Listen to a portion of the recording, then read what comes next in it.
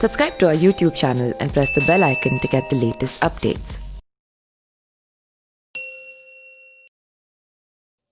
बिहार विधानसभा चुनाव के लिए प्रचार कर रहे एआईएमआईएम के नेता असदुद्दीन ओवैसी ने महागठबंधन और एनडीए को आड़ो हाथी लिया। ओवैसी ने कहा कि कांग्रेस और राजद पर हमला बोलते हुए कहा कि अल्पसंख्यक किसी के गुलाम नहीं है, इसलिए उनके वोट का कोई अपनी जागीर नहीं समझे। उन्होंने कहा कि 2019 के लोकसभा चुनाव में महागठबंधन की हार अपने कर्मों की वजह से भी हुई थी।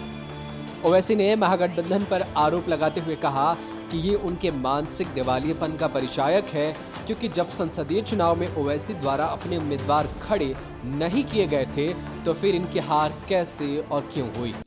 महाराष्ट्र चुनाव के संबंध में बात करते हुए ओवैसी ने कहा कि शिवसेना के साथ कांग्रेस ने जब गठबंधन किया तब उनकी जमीर कहां थी।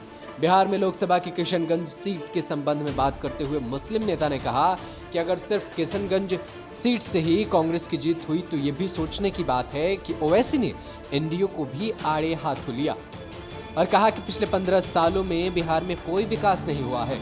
एनडीए पर हमला बोलते हुए ओवैसी ने कहा कि इस बार जनता बिहार के चुनाव में जाति के नाम पर नहीं बल्कि विकास के मुद्दे पर मतदान करने जा रही है और इस बार एनडीए को भी मुंह की खानी पड़ेगी।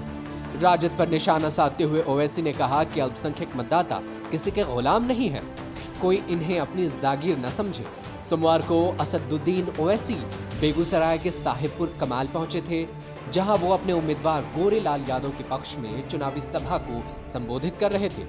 बिहार में ओवैसी की पार्टी इस बार मायावती और उपेंद्र कुशवाहा की पार्टी के साथ मिलकर चुनाव लड़ रही है।